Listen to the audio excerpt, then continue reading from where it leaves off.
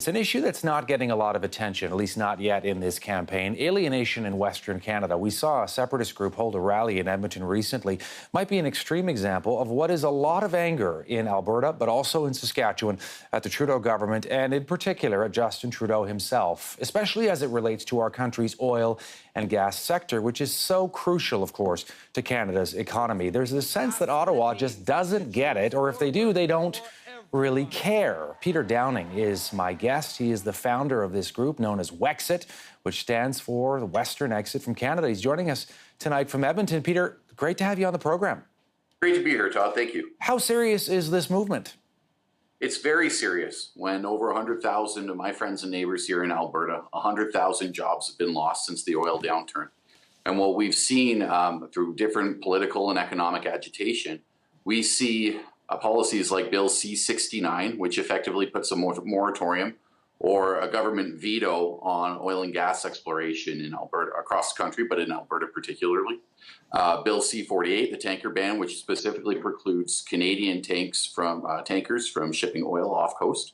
And the equalization program that we put $622 billion just in Alberta alone since 1957. We're sending over $40 billion a year to Ottawa. And when we look at the electoral situation right now in this election, we see Ontario has 121 seats, Quebec has 78, Alberta has 34. If you just look at the city of Toronto alone, there's 25 seats in Toronto. There are 10 in the city of Montreal alone. So even just those two cities whose political and economic interests are fundamentally opposed to Alberta's political and economic interests, those two cities alone outvote Alberta 35 to 34. Our vote federally does not mean anything.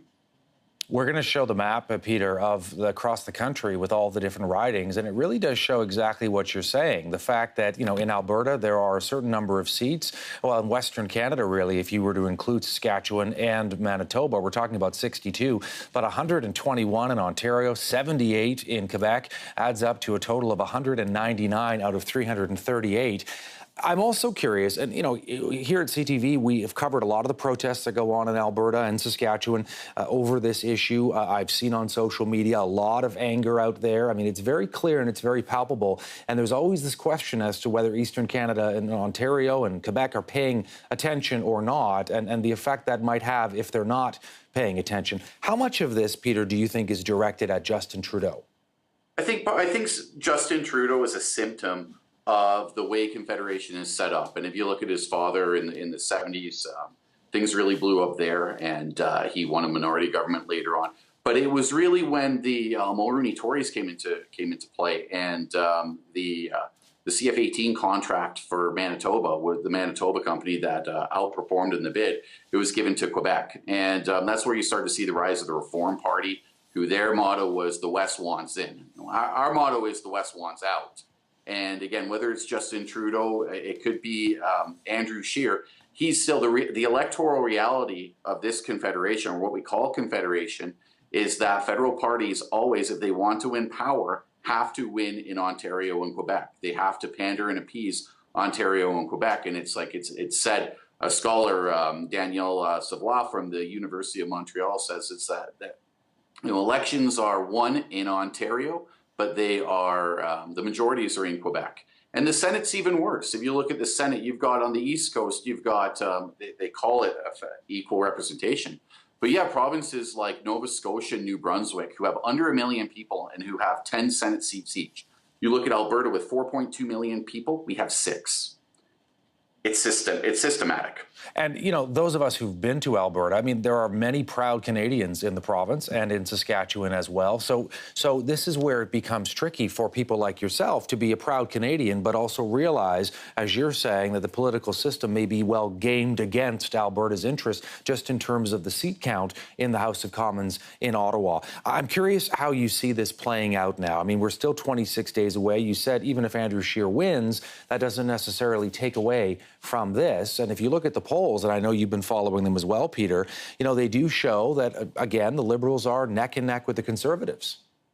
Yeah, absolutely. What we see, and this is what everybody's saying, whether they're Conservative Party supporters in Alberta or People Party of Canada supporters in Alberta, this is what they're saying. The PPC people are saying vote PPC 2019 or Wexit. the CPC people, folks, former members of parliament who've been out at our rallies. We had over 100 people in Lloydminster a few weeks ago. And this is what a lot of people are saying. They're saying, I'm a proud, true blue Canadian, but if Justin Trudeau wins again on October 21st, I'm a separatist on October 22nd. And when it comes to our national or individual nationalistic identity, it's really easy to add the word West or Western in front of Canada or Canadian.